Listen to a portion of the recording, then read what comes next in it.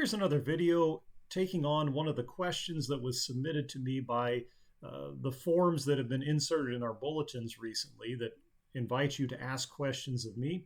And actually, this question is about the bulletin itself. The question was asked, why do we use a trifold bulletin? I've never seen one of these, a bulletin with this format before. Well, this is a good question. First of all, it's not actually a trifold bulletin. Now, I know that I've seen quite a few people do fold this flap. I've got this bulletin tucked into the hymnal, and I'll explain why in just a moment.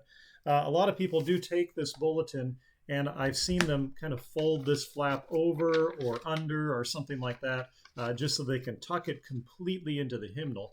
But it's actually not designed to be folded that way. Now, of course, it's your bulletin. You can do what you want to with it. But that's actually not the way it's designed. We started using these bulletins in 2020, actually. I got away from printing the entire service in the bulletin. I felt like it was a tremendous waste of paper, quite frankly, to print everything in the bulletin when almost 95+% of what we do is in this hymnal.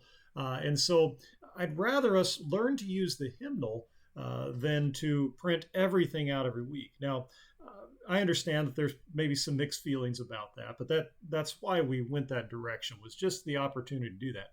There is also quite a bit of value in getting this into your hands. I really want you to familiarize yourself with the hymnal because there's a ton of great resources in here that we don't even use on a typical Sunday morning. In fact, I would encourage you that if you don't own a Lutheran service book of your own, to get at least one for your house, if not one for everybody in your family, because that way you can use this as a devotional resource in the home. And part of the benefit of using this on a Sunday morning is that you become more familiar with this book. And so I really like to encourage you to make use of the hymnal as much as you possibly can. Now, about the bulletin itself. The bulletin is designed in this way that this can be tucked into your hymnal. I'm just putting it in the back. You could put it anywhere in the book, but you put it in the back and you'll see that this flap hangs out. It's actually designed that way so that this flap will hang out. And this flap has the entire order of service in it. It tells you what's coming next in the service, and it tells you what page number everything on the service is on. And then it also has asterisks next to some of the things. Like here, I'm pointing roughly, I think, at the Old Testament reading. The Old Testament reading is in the bulletin. And so it's got a star next to it to tell you, for this, you can look in the bulletin.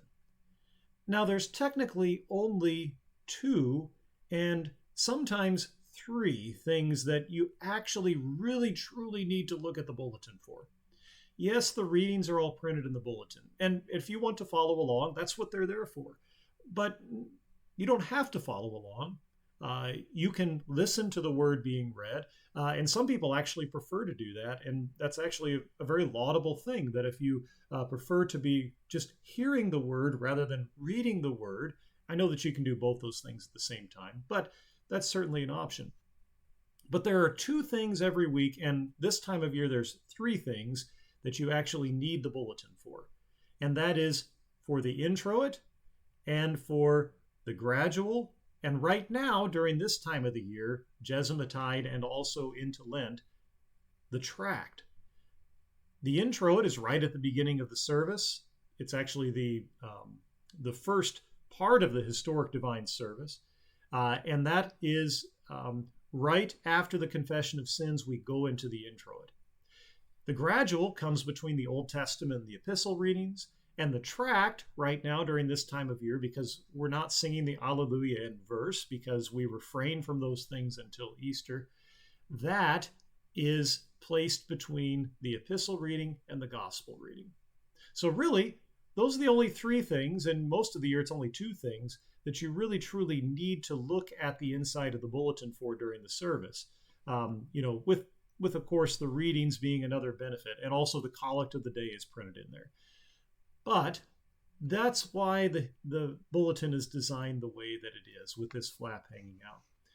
Yes, there's not a lot of churches that use this format. I did get this from another Lutheran church, in fact, when we started using it. However, it may not be as common. I haven't seen a ton. I have been to some other churches that use a similar format. But, you know, hopefully that explains a little bit of the why behind the bulletin and also why it's designed the way that it is. If you have any other questions about that or have any other comments or feedback about that, please don't hesitate to let me know.